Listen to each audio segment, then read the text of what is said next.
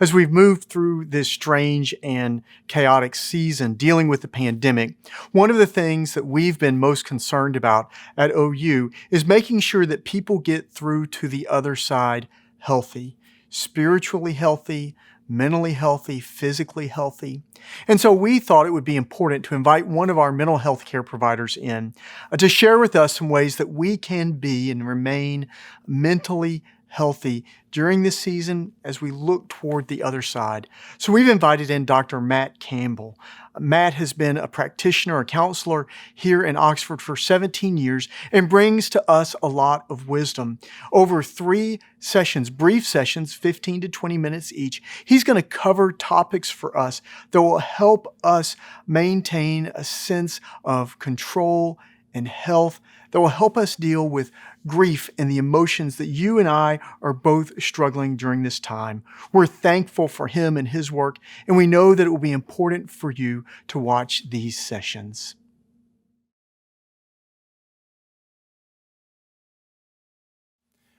Welcome back to our third and final session talking about our mental health and coping in this time of COVID-19. What I'd like to spend today talking about is grief and grieving. A lot of people may not think that necessarily applies to them, and I think that may not be correct. When we think of grief and grieving, we often, perhaps naturally, think of the loss of life, the loss of things that are really, really apparent and significant to people. But grief is much, much bigger than just those things. Grief is when we lose things to which we are attached. We're attached emotionally, and in all sorts of different ways that we're attached. Obviously, we can lose a job. We can lose certainty and the feeling of comfort in our daily lives. Right now, what a lot of our seniors, both in college and in high school, are dealing with is the loss of their senior year and their graduation and these ceremonies. As a fellow psychologist said quite astutely, it has been an unceremonious change. And we're dealing with this, and there's all varieties of loss, which leads to grief, that are going on right now. We often don't think of it that way, but I would encourage you to consider the things that you are attached to, that you are accustomed to, that at this moment in time you don't have. That has quite an effect on us, quite often. One thing that I think is really important in this, in addition to that aspect of just considering perhaps how the idea of grief may apply to you, the other part of it is letting yourself have that experience. I was on a social media platform, I think Facebook, a few weeks ago, and I read a post by my niece, Sims, who lives in West Point. And Sims was commenting on how sad she was about not being able to graduate, not being able to do the customary senior year activities. But what stood out to me was that she also said, I understand other people have it worse, or other people have lost more, and things like that. And while I think it is great that people have perspective, that people have gratitude, I also think it's important that we not apologize for how we feel. We do not choose our feelings. We don't earn our feelings. We experience them. One example that I like to give about this involves my children. So one night, several years ago, my youngest boy was having a rough one and kept coming downstairs and kept waking me up. And it made for a pretty sleepless night for me as well. Maybe a few hours. At one point, he went up to his older brother's room, and tried to make a go of it up there. And I got up in the morning and I was making breakfast and trying to get things ready. And his older brother came down the stairs and he was looking rough. And I turned to him and asked how he was doing or if he was okay. And he said, Charles kept me up for an hour last night. And I have to admit, I kind of thought to myself, whew, I'd have taken 8 hours sleep then.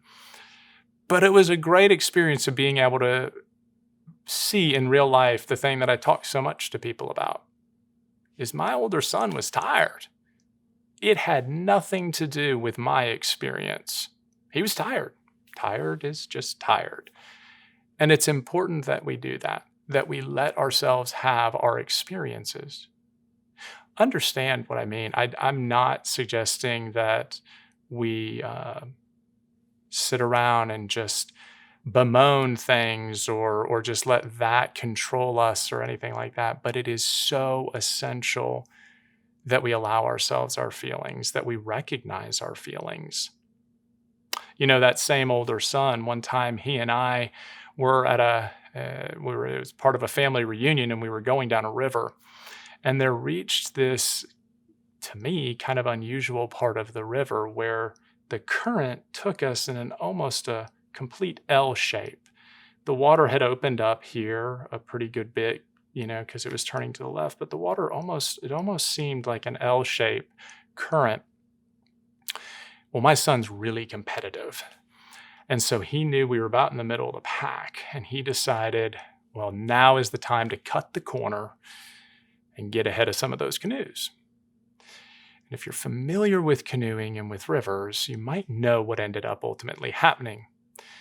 We pulled and we fought and we pulled and we fought, and we ended up further behind the line of canoes as we were swept back into the current. The current is like our emotional experience. It's there. It's natural. We need to acknowledge and deal with it. It's part of our nature. Nature's pretty undefeated. So it's so important that we acknowledge and work with the feelings that we're experiencing. Part of that, of course, is acceptance.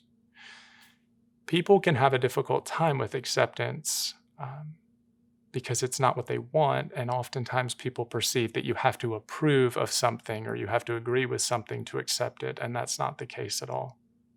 We accept things that are the truth, or our perception of the truth, or what we see is happening, or what we're experiencing and feeling. Now, a lot of times that is a really undesirable thing to suggest, that people just allow themselves to sit or experience the feeling that they're dealing with because it's painful and we're motivated to not feel pain. And I understand that completely. And sometimes people also experience that pain as telling them something's wrong, so they have to do something or find a way to escape it. But right now, there are a lot of different feelings that people are having, and they're pretty understandable. Not that they even need to be, but they sure are. And it's so important to allow ourselves to have our experiences. One of the examples that I've worked and with people I've worked with that I've discussed with them before is that so often when we know that there's something that's painful and we're motivated not to, it's almost like you're in a plane and the pilot knows that there's turbulence in an area. But the thing is, the pilot has to go through that area to get to your destination. Know that you're going to get through the turbulence. But that's the only way to handle it, is that we deal with our feelings, we allow them to be, we acknowledge them, and we take care of ourselves. And that is such a part of our grieving process. Being compassionate with ourselves and with others is also so important. Most of us are just doing our best right now. We're really trying hard to adapt and cope, and we're not perfect. We are flawed creatures, but we're trying. We're trying. Give yourself that grace. Try to give it to others as well. One of the things we often hear about grief is time heals all wounds. There's some truth to that. However, there's a caveat, and it relates to what I was just describing about allowing ourselves to feel what I feel or what we feel, is that if I just wait on time to take care of my grief and pain, I'm going to probably have that grief and pain for a good while longer than I really would have otherwise. When we allow ourselves, when we acknowledge and accept our experience, time does help an awful lot. It really helps us to get accustomed to it. And while we may still hurt from that loss that we have, when we keep allowing ourselves to feel it, the edges get a little bit more dull and a little bit more dull and a little bit more dull to where the pain is not quite the same. And it doesn't typically last as long. I think that another thing that people can struggle with is that it's not always evident why they're experiencing what they're experiencing at the time, or why they're in pain. I've found that usually kind of the meaning or the purpose or the lesson to be learned is generally something I figure out later on. And so don't pressure yourself to have to come up with a reason for what you're experiencing right now. One of the things that is really important at a time like this is to really be cautious about using short-term coping approaches with our pain. Of course, we don't want to hurt, but we have so many things in our lives that give us kind of a short-term relief. One of the comments I've made before is the problem is that these work for a little while and then they don't. But they work initially in relieving our pain, but they hurt us in the long term. And of course, these are things like people's relationship with alcohol or substances, could be food, could be any number of different things that people use to cope that do provide that short-term benefit. But in the long term, they're going to hurt us. And so we need to be really cautious and careful about how we're using those to cope. I think that a lot of times we also can find this time, both with ourselves and others, is to try to find a way to help to think about others as well with their losses. One thing I noticed this past week was that the Oxford High School baseball team had, on what would have been their senior night, they had a pretty big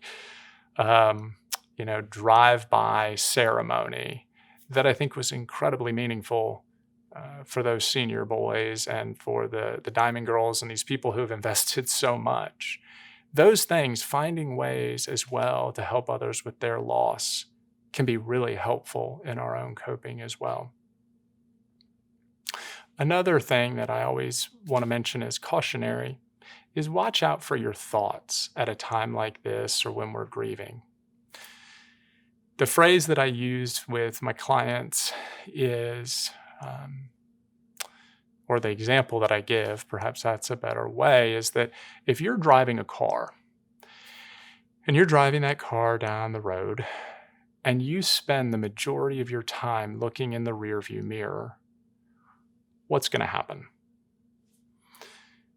Similarly, if you're driving down the road and you try to look out as far ahead of you as is possible to see what might happen there way in the future when you get there, what's likely to happen? Well, obviously in both cases, our chances of getting into a wreck are pretty good. It's not that we don't need to check our rearview mirror at times or we don't need to look out ahead, but the majority of our energy, of our focus needs to be on those 15 to 20 yards in front of us, right? Well, what I call that is depressed in the rear view and anxious out front. Is that when we spend a great deal of time and thoughts and energy on our past, it can often really bring us down. Sometimes it's even because of bittersweet memories and things that we know were really great, but, they're in our past. Also, when we're looking out so far in front to see what may be there when we get there, when we're trying to think of it, it makes us quite anxious to think way into the future and what it might be. And just like when we're driving, by the time we get there, it could be quite different than it seems right now. We don't know. So sure, take a peek ahead, but keep your focus on today. Keep your focus on what we know. That can help us a great deal. But our feelings do have that tendency. If we're anxious, it's going to lead us to really focus on the distant future or possibilities or what ifs. And if we're really down, it can lead us to really focus on the past, and it can focus on what we've lost or what we don't have anymore and things like that. And while handling our feelings, allowing our feelings are important, we don't want them to completely take over the way that we think. One of the things that also is a very research-supported approach as well is gratitude, which can be difficult when we're hurting. But there's also the opportunity to have gratitude for things around us. This week, I've found myself very grateful.